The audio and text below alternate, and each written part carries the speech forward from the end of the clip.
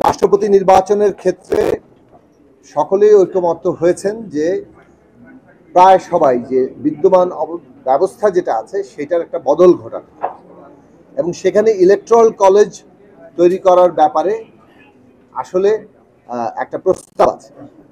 এখন এই ইলেকট্রাল কলেজের বিষয়েও ঐকমত্য একভাবে আছে, কিন্তু ইলেকট্রাল কলেজ কি আকারে হবে সে বিষয়ে কোনো ঐকমত্য তৈরি হয়। ইলেকট্রাল কলেজের ক্ষেত্রে ইতিমধ্যেই যেটা বলা হয়েছে যে যদি উচ্চকক্ষ হয় তাহলে নিম্নকক্ষ এবং উচ্চকক্ষের সকল সদস্যরাই ইলেকট্রাল কলেজের সদস্য হবে। এরপরে যে জিনিসটা আছে যে উচ্চকক্ষ নিম্নকক্ষের সাথে জেলা পরিষদের একজন করে প্রতিনিধি সমগ্র জেলার সমন্বয় থেকে, আর সিটি কর্পোরেশনের 12 জন, এই মিলে 576 জন। এর বাইরে আরেকটি আছে সকল পর্যায়ের জনপ্রতিনিধি, সে হিসেবে 70,000। ইলেকট্রাল কলেজ বিষয়ে আমাদের অবস্থান ছিল যে আমরা মনে করি যে এটা জেলা পর্যায়ে এবং সিটি কর্পোরেশনের একজন করে প্রতিনিধির সাথে উচ্চকক্ষ নিম্নকক্ষ এই যে ইলেকট্রাল কলেজ, এই ইলেকট্রাল কলেজ গ্রহণ করা যেতে পারে। কিন্তু এই নিয়ে এখনো পর্যন্ত যেহেতু কোনো ঐকমত্য হয়নি, আমরা মনে করি যে রাষ্ট্রপতির এবং প্রধানমন্ত্রীর ক্ষমতার ভারসাম্যটাই জরুরি। রাষ্ট্রপতি নির্বাচন প্রক্রিয়াটাকে একটা ইলেকট্রাল কলেজের মধ্যে যতটুকু ন্যূনতম ঐক্যমত হয় সেই প্রশ্নে আমরা ছাড় দিতে প্রস্তুত আছি। সেক্ষেত্রে যদি শুধু পার্লামেন্টের 2 কক্ষ আর সদস্যরাই ইলেকট্রাল কলেজ হন সেক্ষেত্রেও আমরা ছাড় দেওয়ার জন্য প্রস্তুত আছি।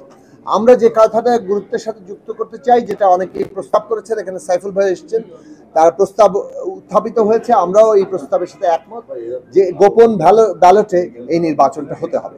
আসলে গোপন ব্যালটের নির্বাচনের প্রশ্নটি প্রায় সকলেই একমত। কেউ কেউ হয়তো বলেছেন দলের সাথে আরেকটু আলোচনা করতে হবে, কিন্তু এটাও সাথে বলেছেন যে 70 অনুচ্ছেদের যে ধরনের সংস্কার করা হচ্ছে সেক্ষেত্রে কিন্তু পার্লামেন্ট মেম্বাররা 2 কক্ষেই তারা স্বাধীনভাবে ভোট দিতে পারবেন এই প্রশ্নে, মানে অর্থাৎ যেগুলো এক্সেপশন আছে এক্সেপশনের বাইরে রাষ্ট্রপতি নির্বাচন এক্সেপশনের মধ্যে পড়ছে না।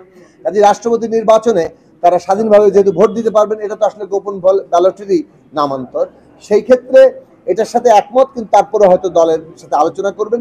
এর মানে দাঁড়াচ্ছে যে গোপন মানে একদিকে পার্লামেন্টের উচ্চকক্ষ নিম্নকক্ষ যদি সেটা উচ্চকক্ষ তৈরি হয় এবং গোপন ব্যালটের নির্বাচন, এই 2 প্রশ্নে মোটা দাগে একটা ঐকমত্য তৈরি হয়েছে। এবং আমরা যদি সকলে মিলে এই জায়গায় আসে, ইলেকট্রাল কলেজকে যদি আরেকটু বর্ধিত করা যায় তাতে আমাদের কোনো আপত্তি নেই, কিন্তু এই জায়গায় থাকলেও আমরা এটাকে সমর্থন করা জন্য প্রয়োজনীয় ছাড় দিতে প্রস্তুত আছি। আমরা মনে করি যে রাষ্ট্রপতি এবং প্রধানমন্ত্রীর মধ্যে ক্ষমতার ভারসাম্য প্রশ্নটি অধিকতর গুরুত্বপূর্ণ। সেই প্রশ্নে আমরা আরো আলাপ আলোচনা সামনে করব।